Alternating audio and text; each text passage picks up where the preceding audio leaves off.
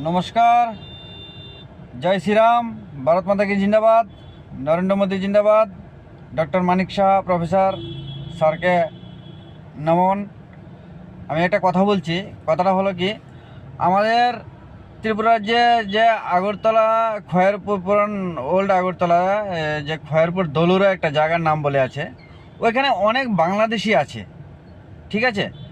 এটা কাইন্ডলি একটু সবাই একটু প্রশাসনের কাছে একদম হাত জোর করে নিবেদন করছি, একটু তাদেরকে প্রায়ই ঘোরাঘুরি করতে দেখা যাচ্ছে, আর অনেকগুলো আছে বাংলাদেশের, তাদেরকে একটু ধরার জন্য যদি চেষ্টা করেন, মনে হয় যে আমাদের ত্রিপুরাটা অনেকটা সুরক্ষিত হবে। আপনার সবাদের কাছে এটা একটু জোরহাত করে একটু রিকোয়েস্ট করব, আর সবাই একটু প্লিজ ভিডিওটা যদি ভালো লাগে অবশ্যই শেয়ার করবেন। আর সবার কাছে একদম নমস্কার, সবাই একটু ভিডিওটা বেশি বেশি করে শেয়ার করবেন, আর আমাদের প্রশাসনের কাছে পৌঁছিয়ে দেবেন, যাতে বাংলাদেশি যারা আছে তাদেরকে যাতে ধরতে পারে, আর তাদেরকে যাতে ধরে নিয়ে আসতে পারে আমাদের থানাতে, তাহলে আমরা সুরক্ষিত হবে।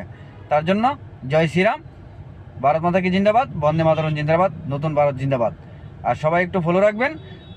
যদি নতুন লোক দেখছেন হাঁটাহাঁটি করছে বা ঘোরাফেরা করছে, আপনারা একটু যোগাযোগ করবেন অবশ্যই প্রশাসনের সঙ্গে, নিয়ে তো একটা ভিডিও বানিয়ে প্রশাসনকে বলে দেবেন, প্রশাসন অবশ্যই কাজটা করবে।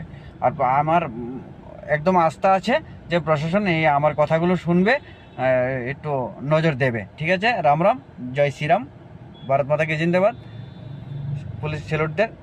পুলিশদের একটা সেলুট, ডক্টর মানিক শাহকে নমস্কার, রাম রাম।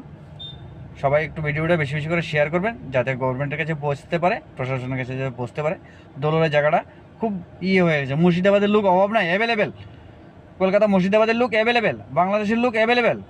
সবাই শুধু দোলরাতে গিয়ে থাকছে, কেন বুঝতে পারছি না দোলরাতে তাদের কি জায়গা পাচ্ছে। ঠিক আছে, ওই জিনিসটা একটু বেশি বেশি করে ফলো করবেন সবাই প্লিজ।